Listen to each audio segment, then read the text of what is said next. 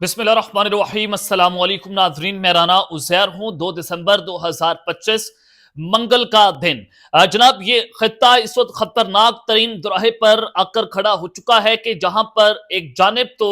भारत की जानिब से ये ऐलान किया गया है कि जो हमारी 800 फ्लाइट्स कैंसिल हुई थी, जो दिल्ली एयरपोर्ट से लेकर गुजरात फिर मुंबई कोलकाता के अंदर एक साइबर अटैक हुआ था बाज़ाब्ता तौर पर। अब गवर्नमेंट लेवल पर ये कहा गया है कि वो एक अटैक था जिसके बायस ये सारा कुछ हमें देखने को मिला है। और अब पाकिस्तान में भी हाई अलर्ट जारी कर दिया गया है कि एक बहुत बड़ा साइबर हमला भारत की जानिब से पाकिस्तान पर भी हो सकता है। तो आज उससे पहले तो क्या सूरत हाल हो रही थी, तो खबरें बहुत इंपॉर्टेंट है कि भारत के अंदर आज क्यामत बर्पा होकर रह गई है और एक बहुत बड़ा हमला हुआ है और आग ही आग है हर तरफ, और जिसके अंदर फौजी गाड़ियों को आग लगा दी गई है। भारत की फौजी गाड़ियों को आग लगा दी गई है। फौजी अड्डों के ऊपर खौफनाक किस्म के धमाके हुए हैं जिससे पूरी की पूरी मशीनरी को, पूरी की पूरी फौज को इस वक्त हिलाकर रख दिया है। इस हमले की ताजा तरीन तफसीलात आपके सामने रखी जाएंगी। भारतीय मीडिया की रिपोर्टिंग और इस वक्त पैनिक की सिचुएशन जो है अब वो भारत के अंदर क्रिएट होती हुई दिखाई दे रही है कि मोदी की जानिब से खतरनाक तरीन फॉल्स फ्लैग ऑपरेशन कर दिया गया है।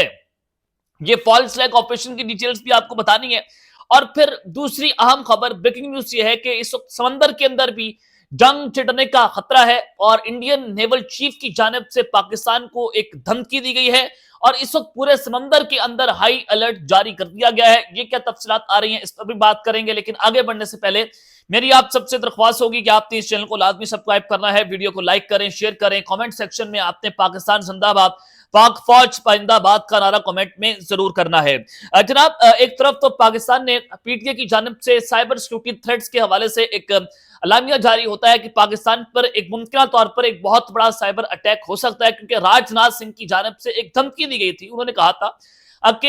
एक ऐसी जंग होने जा रही है कि जो दुनिया ने आज तक नहीं देखी होगी, यानी कि पाकिस्तान के पावर ग्रिड स्टेशन को अटैक करना चाहते हैं, एयरपोर्ट्स का निजाम नरम भरम करना चाहते हैं, अहम तरीन मिलिट्री तंसीबात के सिस्टम को लड़ाना चाहते हैं, यानी कि पूरे सिस्टम को इस वक्त कोलैप्स करने की कोशिश कर रहे हैं। जिस तरह से भारत ने पाकिस्तान पर इल्जाम लगा दिया, उनकी गवर्नमेंट लेवल पर कल ऐलान हुआ कि जो 800 फ्लाइट्स हमारी कैंसिल हुई थी 5 एयरपोर्ट्स के ऊपर, वो जीपीएस स्पूफिंग थी और वो एक हमला हुआ है हमारे ऊपर, जिसके बायस हमें सारा कुछ देखने को मिला है। अब भारत जब पाकिस्तान पर ये सारा कुछ करने जा रहा है तो पीटीए ने कहा कि एक बहुत बड़ा साइबर सिक्योरिटी थ्रेट है और जो जितने भी फ्री वीपीएन टूल्स हैं उनको बैन कर दिया गया है। अब आपको लाइसेंस्ड वीपीएन जो है उनका इस्तेमाल करना पड़ेगा। तो एक तरफ तो जनाब ये सूरत हाल है, तो अब भारत के अंदर जनाब क्यामत बर्पा होकर रह गई है। फौजी गाड़ियों को इस वक्त जलाकर राख कर दिया गया है और फौजी अड्डों पर धमाका हुआ है। खबर क्या है, जरा गौर से सुननी है। A massive blast has occurred at India's Sahar Bridge in Katuha, Indian occupied Jammu and Kashmir, causing structural damage. The bridge is important for military logistics. Local reported that some unknown individuals set fire to Indian military vehicles while they were empty. ये एक बहुत बड़ी खबर आ रही है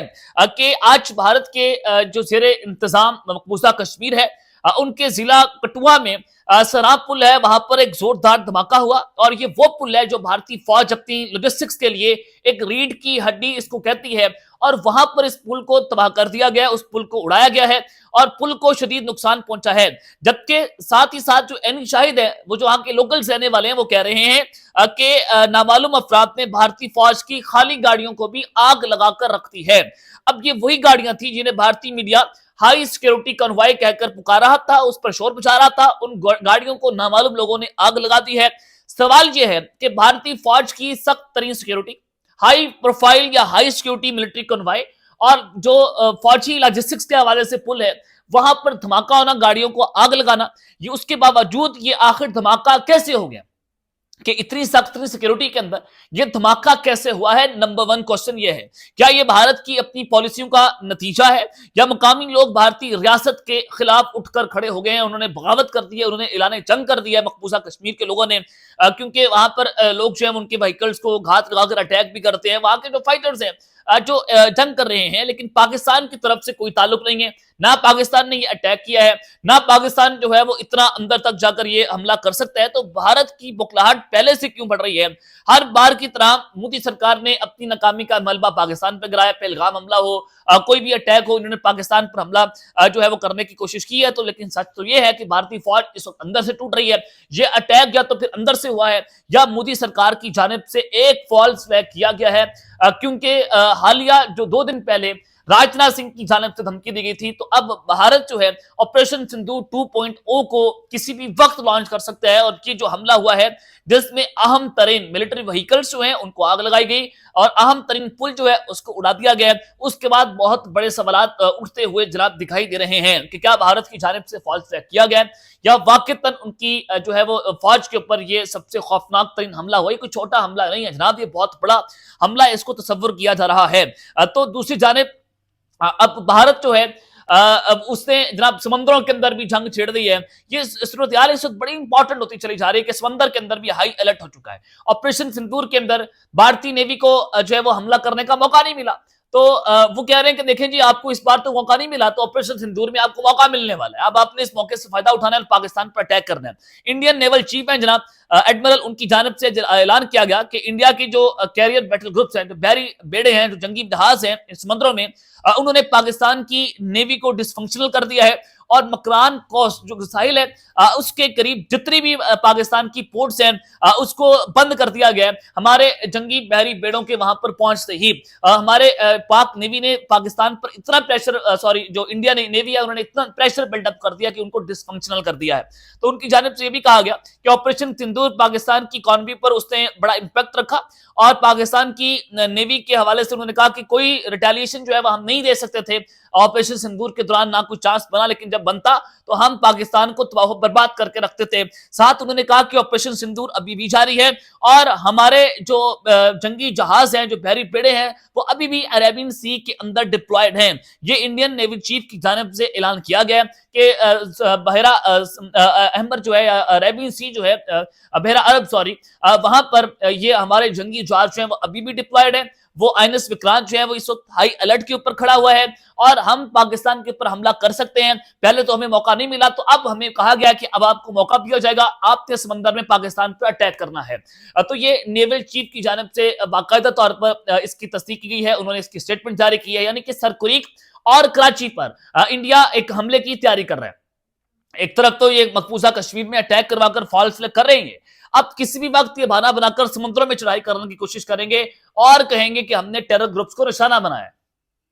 سرکری کے اوپر انہوں نے الزام لگایا نا پاکستان کی فوج اپنی ڈپلائمنٹس بڑھا رہی ہے، تو اس کی وجہ سے ہم بھی سرکری کے اوپر ہائی الرٹ پر جا چکے ہیں۔ تو دوسری جانب یہ جو کشمیر کے اندر کروا رہے ہیں اس پر بھی یہ الزام لگائیں گے، تو یہ گلگت بلتستان اور جو آزاد کشمیر ہے یہ وہاں پر بھی حملہ کرنے کی کوشش کریں گے، وہاں پر بھی جانا چاہتے ہیں کہ کہیں نہ کہیں ہم پاکستان کی کسی ایک